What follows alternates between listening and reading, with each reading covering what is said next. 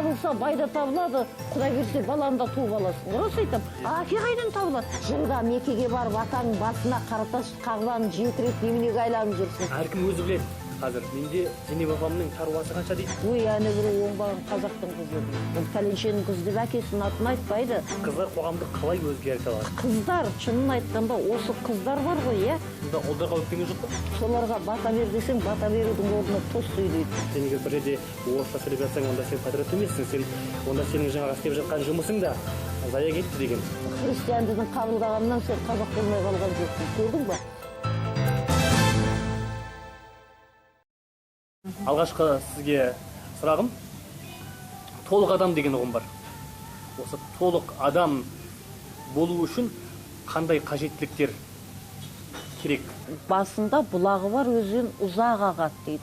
Ол деген не? Ол деген анау ең басынан, тіпті бала іште жатқан кезден бастап, анасының жүрегінің астында жатқан кезден бастап алған тәрбиесінің нәтижесі болып шығады. Біздің әжелеріміз келінді тәрбиелеу арқылы іштегі ұрпағына соған тәрбие беріп, соның қамын ойлаған. Мінекей. Ал отының басынан дұрыс тәрбие көрмесе, уызына жармаса, одан қандай толық адам шығады? Шықпайды әрине. Тәрбие деген балаға берілетін тәрбие, ол бір қалыпқа салғандай тақ еткізіп айта салатын тақтақ жол емес. Аспаннан түскен дайын тәрбие тағы жоқ. Бұл ата-ананың бір-бірімен қарым-қатынасы, олардың өмірге көзқарасы, адалдығы, рухани байлығы, имандылығы, осының барлығы балаға ең үлкен тәрбие, осы ең әліппесі тәрбиенің осында жатыр. Сол әжелерімізден қалған сөз бар. Іштен қисық туғанды тезге салсаң түзелмес дейді. Көрдің бе? Олай болатын болса, баланы іште жатқанда тәрбиелеу дегенді ұқтырып тұр. Келінді тәрбиелеу арқылы өзінің ұрпағына қамқорлық жасап отыр. Мысалы айтады, қарағым биік тауға қара, немеремнің өресі биік болсын дейді, аяқ ауыр келініне. Көкжиекке қара, сайын далаға қара, немерем жүректі болсын, пейілі кең болсын дейді. Бұлақтың көзін аш дейді. Қайырымды, мейірімді болсын дейді. Итке кеттеме. Ит жеті қазынаның бірі, иесіне ылғи да жақсылық ойлайтын күзетшісі. Оған тамақ құй дейді. Иттің де ықыласы болады дейді. Кішкене балаға, баланың маңдайынан сипа, бала періште дейді. Одан таза жаңағы әсер жұғады дейді. Үйге келген кісіге төрге шығыңыз, дәм татыңыз деп айт. 40-тың бірі қыдыр деген. Ол адамның ықыласын алсаң, іштегі балаға жаңағы жақсы әсері болады. Мен осы секілді қарапайым, бұлай бір қарағанда қарапайым. Айлы түнде, жаз күндері болатын болса, айлы түнде жаңа аяғы ауыр келінді басына шапанды бүркіп алып шығып, жаңалаяқ жерді басқызады екен. Өйткені адамның бойындағы артық энергияны, әртүрлі әсерді мына қасиетті жер ана, жер тартып бойын жеңілдетеді. Оның үстінде мына табандағы шұғырланған нерв жүйелері, солар тыныштанып, бүткіл денеге бір жайбарақаттық береді. Ал ол іштегі балаға керемет әсер етеді. Содан апарып, көл болса, немесе бұлақ болса, айлы түнде жаңағы суға түсіреді екен. Іштегі бала судай тұнық болсын, судай таза болсын, судай қажетті болсын деп. Айлы түнде алып шығатын себебі бала айдай көпке ортақ болсын деген екен. Енді соны үйге әкеле салып, лапылдап жанып атқан отқа жаңағы жылытады. Оттай опалы болсын, оттай мейірімді болсын, оттай қажетті болсын дейді. Енді ғылыми тілмен былай қарасаң, ыстық пен суықтың алмасуының өзі адамның денесіне қаншалық әсер етеді. Осыны қалай білген біздің әжелеріміз сол баяғы заманның өзінде. Осының барлығы негерде қазір сіз айтып жатырсыз, сіз секілді айтатын кісілер де көп емес. Ал егер қыздарға айтып қалсаңыз, бүгін біз заманның талабына сай өмір сүреміз деген бар. Әркім өзі біледі қазір. Менде Зейнеп апамның шындап келгенде шаруасы қанша дейтін бар ғой. Оның міндеті емес, бұл менің міндетім, менің өмірім деген ұғым қазір кең жайылып бара жатыр осы түсінік. Енді мынаны қара, мысалы үшін қыз бала ауылда жүргенде, өзінің ауылында жүргенде, оны ауылдағылардың бәрі біледі. Әкесінің атымен атайды. Ой, пәленшенің қызы дейді. Ағасы болса түгеншенің қарындасы дейді. Әкесінің ағасының атымен атайды. Ұлды да солай. Түгеншенің баласы ана пәленшенің інісі деп сөйтеді. Жаңағы әкесінің де көкесінің де барлығының аты ауылында қалды. Енді оны не деп атайды? Енді оны қазақтың қызы дейді. Сонда бүткіл ұлттың міндеті мына бойында тұрғанын түсінбейміз. Біздің ең үлкен кемшілігіміз осы. Біз ұлтты ойламаймыз. Біз тек қана өзіміздің жеке басымызды ғана ойлаймыз. Егер сол қыз бір жаман келеңсіз істесе, не дейді? Ой, әні бірі оңбаған қазақтың қызы дейді.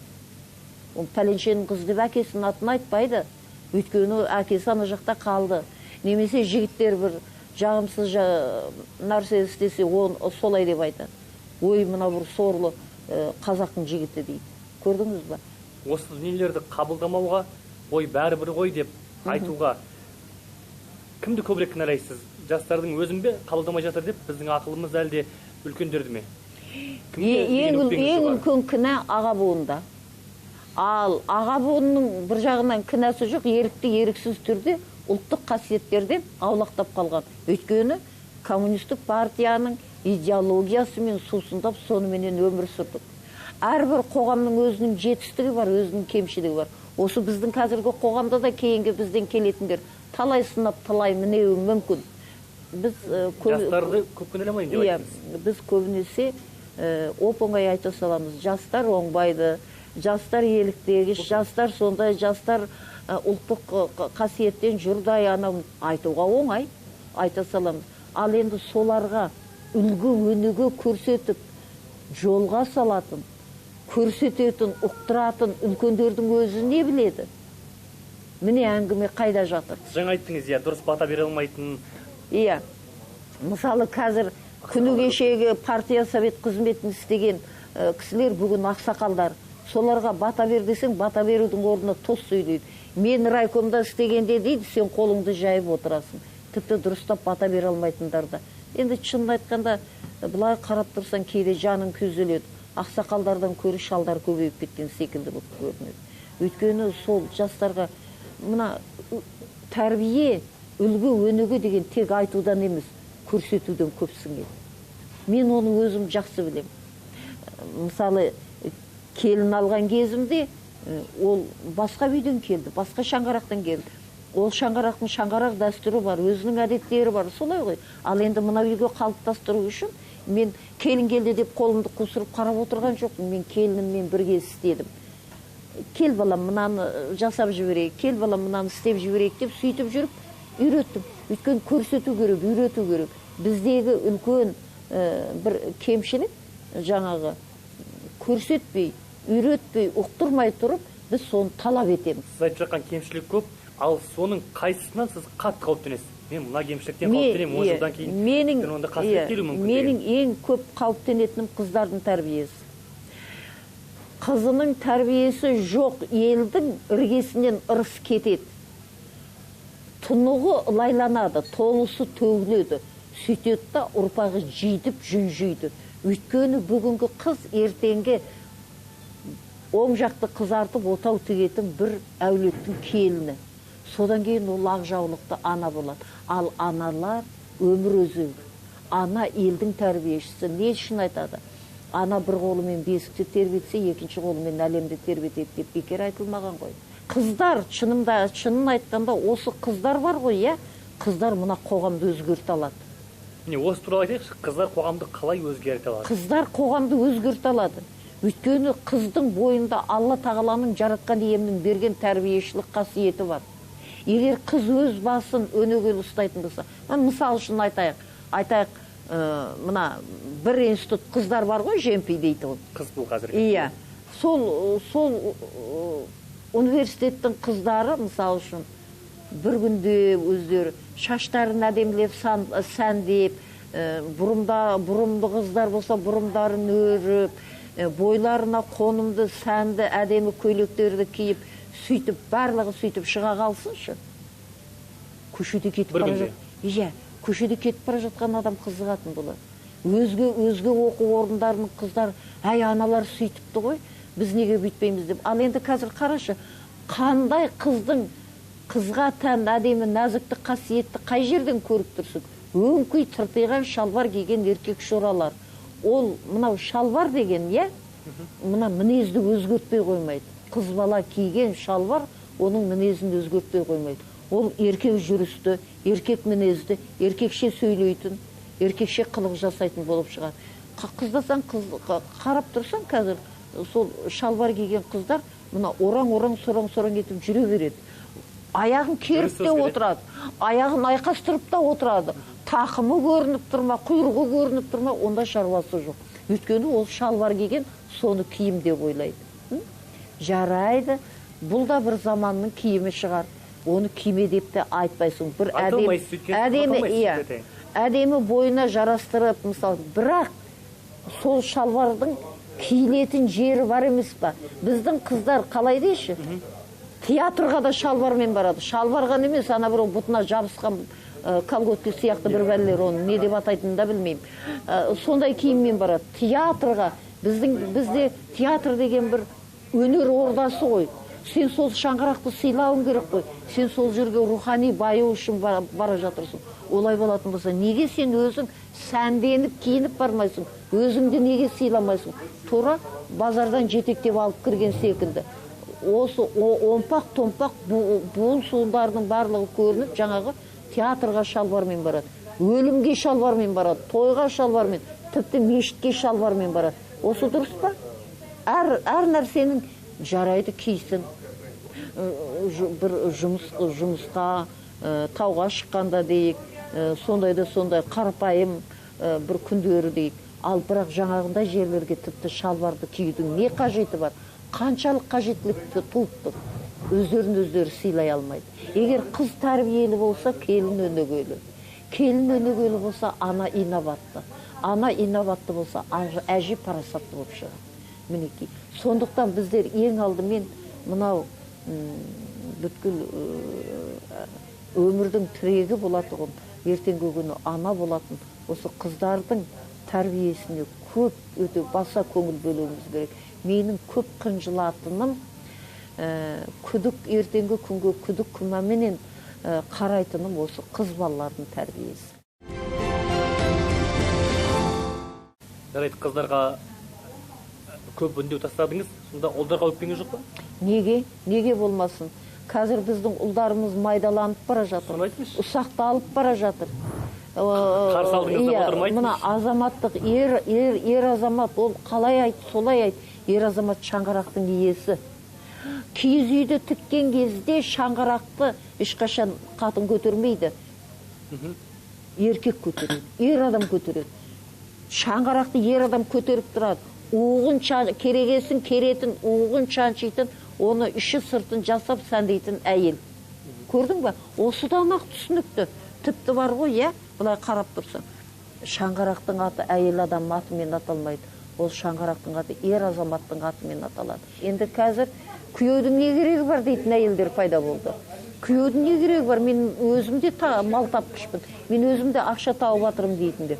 Ал бұл мүлде мынау жаратылыстың өзіне қарама-қайшы нәрсе ғой. Міне, көп күйеудің не керегі бар? Бастысы бала тауып алсам, амал тауып. Иә. Енді мына некесіз туылған баланы қазақ шата дейтін. Ертеңгі күні сол бала әкем қайда десе, не деп жауап береді? Не деп жауап береді? Ойнастан тудым дей ма? Ол баланың әкесі болу керек қой. Осы жерде алғы кейбіреулердің тоқалдыққа тиіп атқанын мысалы мен қоштар едім. Некелі түрде бәйбішенің келісімімен, бәйбішенің рұқсатымен болып жатса, ол деген кәдімгі статус қой. Ал енді тоқал деген статус. Иә, тоқал деген ол арнайы статус. Өйткені ол бәйбішенің рұқсатымен, некесін қиып, сол үйге баратын екінші әйел. Ол өзінің статусы бар. Ал енді біреудің отының басын бұзып, мына жақта көзайым болып жүргендер, оларды басқаша атауға болады. Оларды ашына дейді, мысалы үшін. Олар өздерін өзі тоқал деп айтады, бірақ тоқал емес ол, шындап келгенде. Официалды емес. Иә. Тоқал деп есептейсіз ба?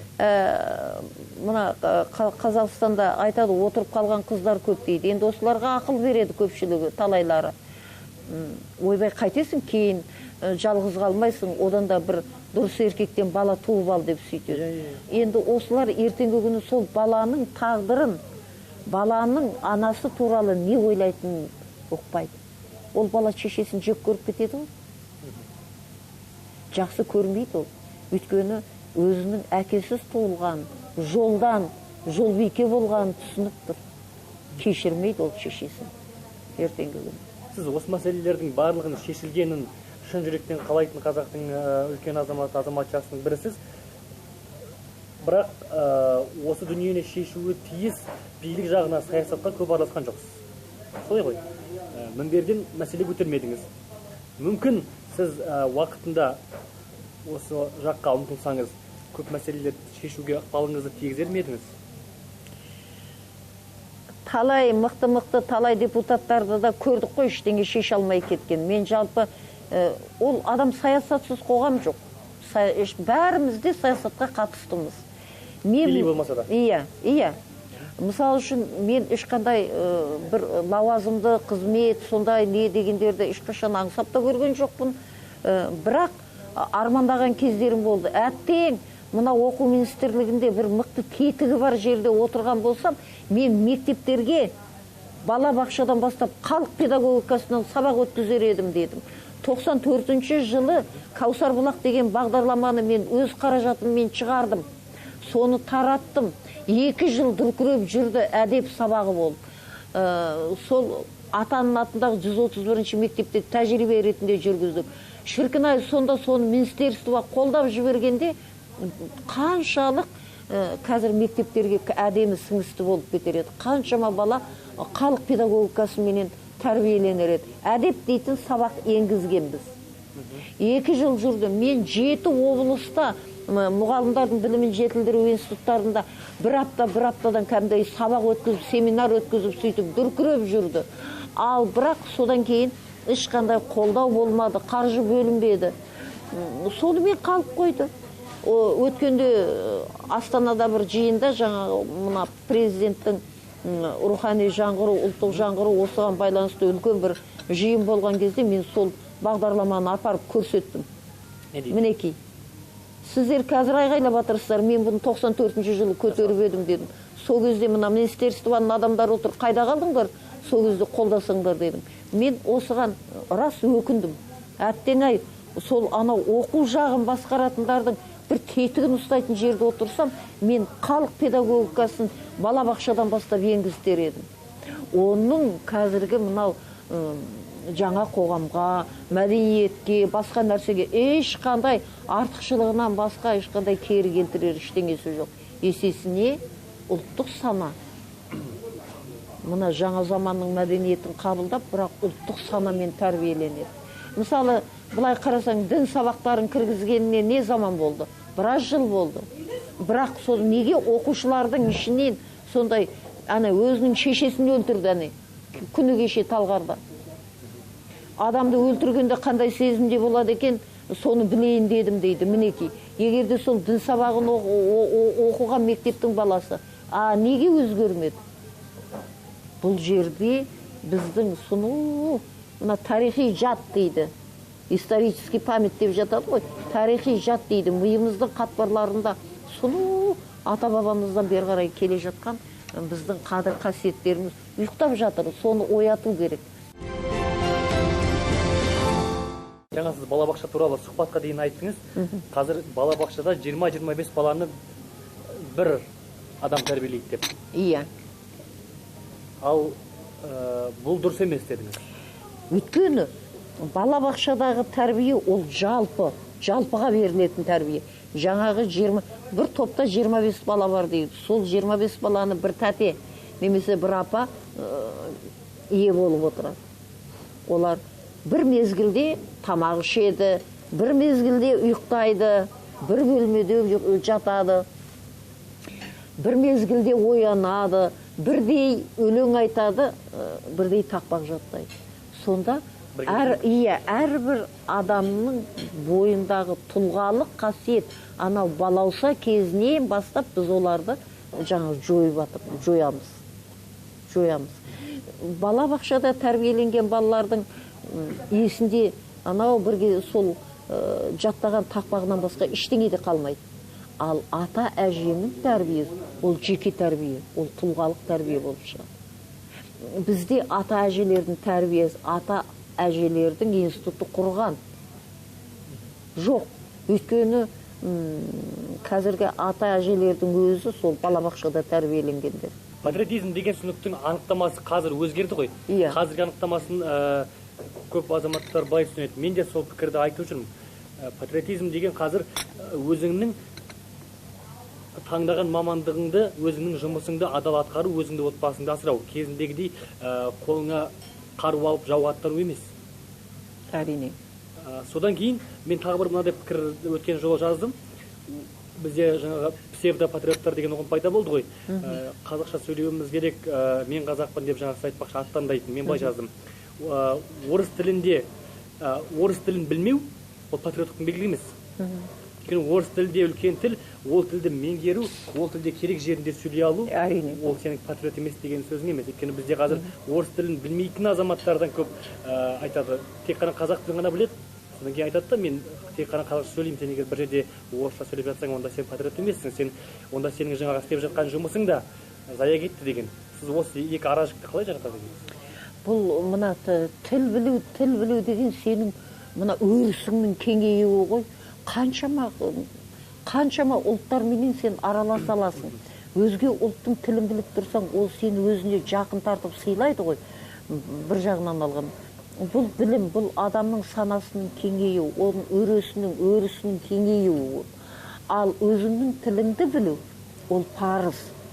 Өзге тілді өзің үшін, мысалы үшін қажет болып жатқан жағдайда, оның барлығын біліп атсаң, сенің өрісіңнің кеңейгенін деп айтамын. Ал адамның өз ана тілін білуі, бұл парыз. Ата айтқан, ана тілін білмеген, ана сүтін татпаған жетіммен тең деген. Мынаған көзқарасыңыз қалай? Мысалға мен айтайын сізге. Тек орысша оқып өскен, білімді де мүмкін шетелде алған шығар, солай деп есептеп алайық, бірақ та өз ісінің шебер маманы елге еңбегін сіңіріп жатыр. Оған біреумен сөйлесуге, әңгімелесуге қажеттілік жоқ. Ол тек техникалық жағынан болуы мүмкін, компьютерлік жүйе жағынан болуы мүмкін, бірақ үздік маман кәдімгі елдің дамуына, экономикалық болсын, техникалық жағынан болсын дамуына еңбегін сіңіріп жатыр. Бірақ менің ол жігітке айтатын болсам, мен былай айтушы еді. Мен әке-шешем осылай тәрбиеледі, енді жұмысым, оқуым осылай болды, мүмкін тағдырым да осылай болған шығар, бірақ мен елге еңбек етіп жатырмын ғой. Мен сонда патриот емеспін ба? Мен сонда ұлтымның перзенті емеспін ба? Мені қалай бөліп алып тастайсыз қоғамнан деген сөз, қарама-қайшылық осы жерден туады. Бұл жерде бар ғой, ол өз сонша нәрсені меңгерген адам өзінің тілін меңгере алмауы мүмкін емес. Ол өзінің әлсіздігін бүркемелеп тұр. Мысалы айтайын, Бақытжан ағаң осы Алматыда туылып өскен болатын. Алматының асфальтында туылып өскен. Ол мектепке баратын кезде Алматыда жалғыз қазақ мектебі болған, 12-ші мектеп. Оның өзіне тек қана малшылардың, қойшылардың балаларын алған. Қаланың баласын алмаған. Сондықтан сол қатарлы небір марғасқалардың бәрінің балалары бірге оқыды ғой енді. Мүсіреповтың, Мұстафинның, Тәжібаевтың, Қаныш Сәтбаев, солардың балаларымен, ұл-қыздарымен бірге оқыған Бәкең. Орыс мектебіне барды. Орыс мектебін бітірді. Ал кітабын орысша жазды. Бірақ үйде анасы таза қазақша сөйлеген. Ол бір. Екіншіден анасы Лениншіл жас газетінде жұмыс істеген. Сол Бәкең кішкентай кезінен редакцияның баласы ұқсап өскен. Кілең қазақ журналистеріменен араласқан. Сондықтан кітабын орысша жазғанмен Бәкең ауызекі тілге мықты болатын. Енді қызықты қара, кейін кеңес өкіметінің кезінде, мысалы үшін ары қарай енді бәрі балаларын орысша беріп жатқан кез ғой, сонда баламыз Ержанды Бәкең қазақ мектебіне барады деді.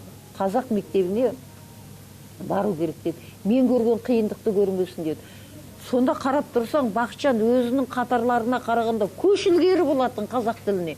Қарппен де сөйлесе беретін, баламен де сөйлесе беретін, иә.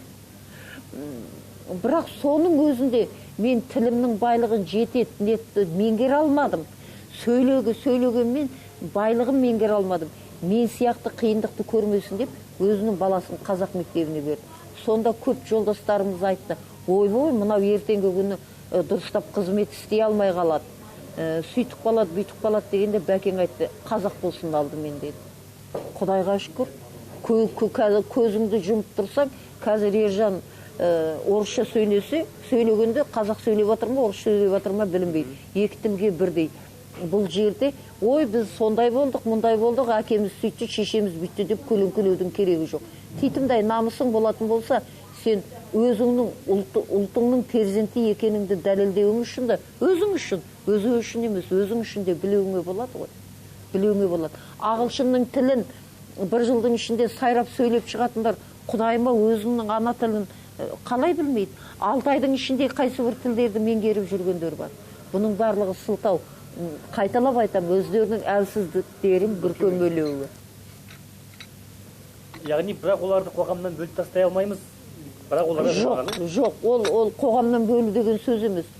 Бұл жерде өйткені оның еңбегін жоққа шығара алмайсыз қой. Өйткені оның еткен еңбегін жоққа шығара алмайсыз қой. Жоқ, ол мүмкін емес қой ол. Қалай оның еңбегін жоққа шығарасың? Бұл жерде оның жеке басының, адамның, жеке өз басының әлсіздігі деп қарауымыз керек. Ал енді ол мына жақта беріп жатқан біліміне, мына жақта істеп жатқан ісіне біз оған жабысып тұрған жоқпыз. Біз одан кінәратталып тұрған жоқпыз. Солай ғой. Бұл жерде жаңа қай ұлттың өкілі екенін ұмытпас екен. Өзі үшін білсінші, өзі үшін. Әрбірден кейін. Дін ұлттың үстіне шығатын болса, ұлт жойылады. Енді қара, мысал үшін әрбір адам ұлтымен бірге туылады. Әрбір адам ұлтымен бірге туылады. Сен қазақ болып, анау орыс болып, анау ағылшын болып туылды. Ұлтыңмен бірге туылған екенсің. Сол ұлттың жері, елі, тілі, тарихы бәрі саған да тиесілі. Түсініп тұрсың ба? Дін содан кейін келеді. Ол сенің санаңның жетілуі, ол сенің Құдайды іздеуің. Әркім әртүрлі жолмен іздейді. Біреу христиан дінмен іздейді, біреу ислам дінмен, біреу. Бірақ ол адамның ішкі иіріміне, ішкі қажеттілігінен туындап отыр. Дін содан кейін келеді. Мысал үшін, қазақтардың ішінде де христиан дінін қабылдағандар толып жүр. Қытайдың ішінде ислам дінін қабылдағандар толып жүр. Ағылшынның ішінде ислам дінін қабылдағандар толып жүр. Одан ол Қытай болмай қалған жоқ. Одан ол ағылшын болмай қалған жоқ. Христиан дінін қабылдағаннан сен қазақ болмай қалған жоқсың. Көрдің ба? Дін деген содан кейін келеді. Ал мыналар дінді ұлттың үстіне шығарғысы келеді. Сол үшін ұлттың дәстүріне шабуыл жасалып жатыр. Бүйтеді. Келін сәлімге жасауға болмайды дейді. Неге дейсіз айтады? Ол анау адамға табынып тұр. Тек қана біз Құдайға ғана нетуіміз керек, табынуымыз керек. Мен айтамын, оттамаңдаршы. Қазақтың мақалы бар. Адамға табынба, жаманға жалынба дейді. Міне, ал жарайды, мақыл солай болсын дейді. Ондай болса, ана жылда Меккеге барып атаң басына қаратас қағбаны 7 рет неменеге айланып жүрсің дейді. Ол не? Ол табыну емес па? Қолдың үшін, тегістік үшін, анан 7 рет айланып шыққанда қолының үшін, саусағының үшін, тегістік үшін аяғының астында адам мұжылып жатса қарамайды. Қарамайды. Ол жерде бар ғой, соған соншалық өлтіріліп берілген соншалық, анау аяғының астындағы мұжылып атқан, қиналып атқан адамға да қарамайды. Сонда не ол? Қағба Құдай ма? Жоқ. Ол бір қасиетті жер. Ибрагим пайғамбардың алғашқы салғызған мешіті. Пайғамбарлардың бәрі сол жерде намаз оқыған. Бүкіл мұсылмандар жиналатын. Анау несі, аурасы, табиғаты күшті, ерекше, сондай киелі жер. Бірақ Құдай емес қой. Міне көрдің ба қандай қайшылықтар жатыр. Өстіп қарапайым нәрсемен жаңа молдаларың түсіндіре алмайды. Түсіндірмейді. Қымс етсе шариғат соғады. Қымс етсе шариғат соғады. Бір келіншек дейді, телевизордан сөйлеп тұр. басында даңғырадай сәлдесі бар, бір өп-үлкен кәдімгідей бір молда. Ер мен әйелдің ара қатынасын енді еркекті ерекшелеу керек дегенді басып айтқысы келеді, иә? Сонда бүйтіп айтып жатыр. Бір әйелдің әкесі ауырып қалды дейді. Хабар келді дейді. Әкең ауырып жатыр деп келіншекке. Келіншек айтты дейді, мен бара алмаймын, өйткені үйде қожам жоқ. Оның рұқсатынсыз бара алмаймын деп айтты дейді. Ол кетті дейді. Екінші рет келді дейді. Әкең әлі үстінде жатыр дейді. Келіншек айтты дейді, мен үйде қожам жоқ. Оның рұқсатынсыз мен шыға алмаймын деп айтты. Үшінші рет келді дейді. Әкең қайтыс болды. Соңғы рет дидарын көріп қалды дейді. Содан кейін келіншек жылап пайғамбарға барды дейді. Пайғамбарым айтты дейді, мен саған рұқсат бере алмаймын. Сен өзің қожаңнан рұқсат алуың керек деп айтты дейді.